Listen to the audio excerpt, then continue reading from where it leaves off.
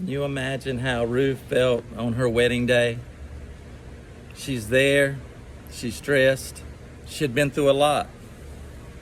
And yet she's about to walk down the aisle and meet her Boaz. She had lost her husband, and now it's a picture of complete restoration. And she's fixing to marry Boaz, who is a handsome man, a wealthy man, a gentleman, if you were. He is a well-known man in his community. He has a lot of integrity. And Ruth, in essence, she's just the envy of all the women in the whole town. And the women are saying, who is this lady? How did she get here? Why is she marrying Boaz and not me? And she's coming in contact with Boaz into a covenant with him in marriage, and Boaz's name means strength. And the Lord told me this morning, he says, you're about to come into a new covenant. And this covenant is called strength. Strength in your finances. Strength in your emotions. Strength in your relationship. Strength in my relationship with God. Strength in your relationship with the Lord. And over in the corner, there's another person who's there who is very important in this story, and her name is Naomi.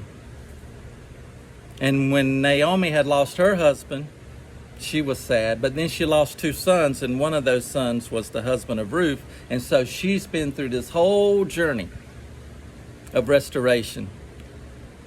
And although Naomi's name meant delightful, at one moment in time she renamed herself Mara. And the word Mara in Hebrew means that which is bitter, because she had become bitter. And there's been some of us who have become bitter along the way.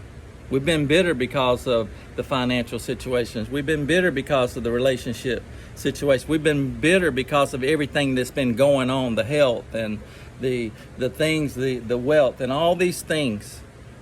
And that's how Naomi had become. She had become bitter to the point she even changed her name.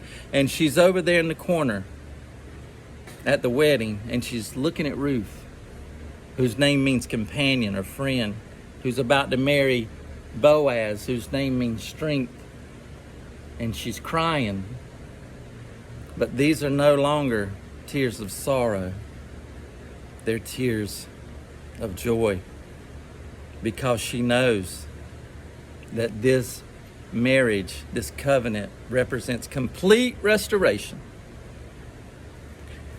And Ruth and Naomi, they're not thinking about all the stuff they went through. They're not thinking about the relationships they lost. They're not thinking about the grief they went through. They're not thinking about the loss. No, no, no. And the Lord said to me this morning, he says, when you begin to come into covenant with strength during this new era of Jubilee, this new era of peace, this new era of the wealth transfer, you're not going to be thinking about what happened. You know, you're going to put that in the back of your mind, because what God's got planned for us right now is so much better than anything you would have ever thought about, anything you would have ever believed. And it's happening in the spirit, and it's starting to happen in the natural, and you're going to forget all about that, and it's all going to make sense. And you were exercising your faith. I was exercising my faith over the last year or two, but now we've become stronger for exercising our faith, and we have a deeper understanding and relationship with God. And now he can trust us. And as the rest of the story goes, Boaz and Ruth get married. And then they have a son named Obed. And Obed has a son named Jesse. And Jesse has a son named David. And David, King David, who was of the lineage of a man that you might have heard of named Jesus Christ, who came and saved the entire world, who came and died for me, he came and died for you. And he looked past the cross, he looked past the suffering, he looked past everything he'd have to go through so that he could come and he could die for you and for me, so that we could have life and have it more abundantly. And that's what he's about to do during this transfer. And you're going to be glad that you went through all that, and you're going to move past that, and you're not going to remember what happened anymore. I love you. Get ready. It's coming.